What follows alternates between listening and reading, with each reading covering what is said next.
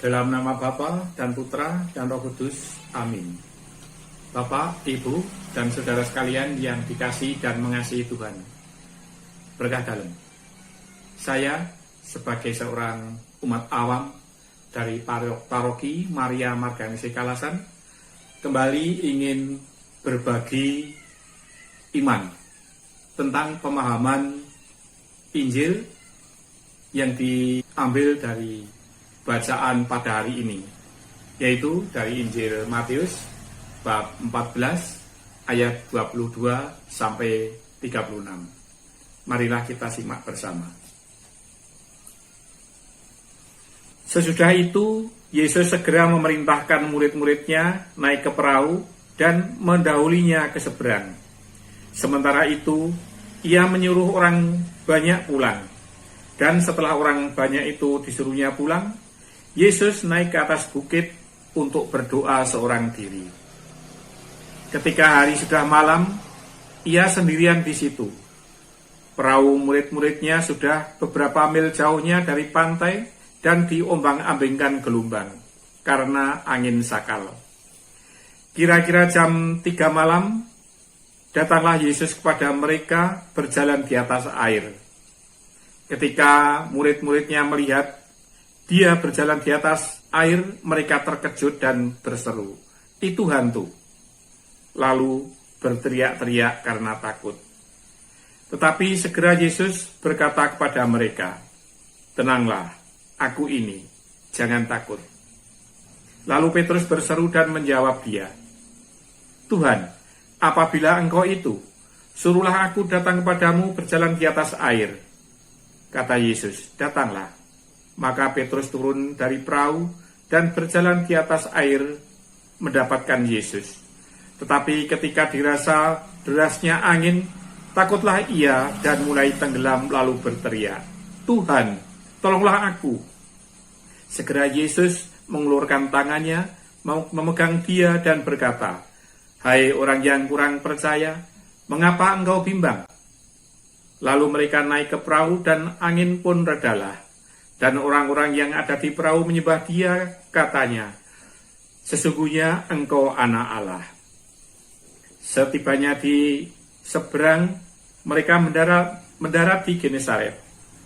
Ketika Yesus dikenal oleh orang-orang di tempat itu, mereka memberitahukan ke seluruh daerah itu. Maka semua orang yang sakit dibawa kepadanya. Mereka memohon supaya diperkenankan menjamah jubah-jubahnya. Dan semua orang yang menjamahnya menjadi sembuh. Demikianlah sabda Tuhan. Syukur pada Allah.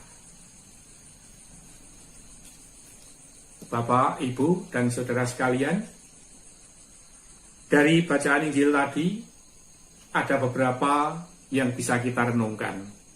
Yang pertama, Yesus memberikan contoh kepada kita, bahwa Tuhan Yesus pun sebagai anak Allah, masih selalu membangun relasi dengan Tuhan Allah, yaitu berdoa di atas bukit seorang diri, dalam suasana yang sunyi sepi. Kita, sebagai murid-muridnya, tentunya bisa mencontoh beliau dengan selalu membangun relasi dan berdoa setiap saat. Jika doa itu secara pribadi, sebaiknya memang kita mencari tempat yang sepi, sehingga dalam kekhidmatan kita bisa membangun relasi dengan Tuhan Allah menjadi semakin baik. Yang kedua, para rasul pun juga mempunyai rasa takut akan hantu. Namun, ketika tahu bahwa yang datang adalah Yesus, dia menjadi tenang. Ini pun juga menjadi permenungan kita. Kita bisa takut, tetapi jika kita percaya bahwa Tuhan selalu menyertai kita, kita tidak akan takut lagi. Yang berikutnya, Petrus dengan semangat atas perintah dari Tuhan Yesus meloncat dari perahu, berjalan di atas air untuk menemui beliau. Tetapi ketika ada angin yang mengebas Petrus. Dia mulai ragu, sehingga mulai tenggelam. Tetapi Petrus segera menyadari dan berteriak, "Tuhan, tolonglah aku." Demikian juga kita tidak luput dari terpaan angin kehidupan dalam kehidupan kita setiap hari. Kalau kita ragu, kita bisa hanyut oleh terpaan gelombang kehidupan. Namun, jika kita teringat kepada Tuhan Yesus, kita bisa mencontoh Petrus dengan berteriak, "Tuhan, tolonglah aku." Niscaya Tuhan akan mengulurkan tangan sehingga kita selamat, tidak tenggelam oleh badai kehidupan. Yang berikutnya, ketika tiba di Genesaret, orang-orang ingin menemui Yesus. Bahkan seandainya bisa menjamah jubahnya saja, mereka percaya akan sembuh. Dan memang terjadi demikian. Untuk zaman sekarang, kita mengenal dengan adanya benda-benda sakramentalia, yaitu benda-benda suci. Itu juga sebagai sarana untuk lebih dekat dengan Tuhan.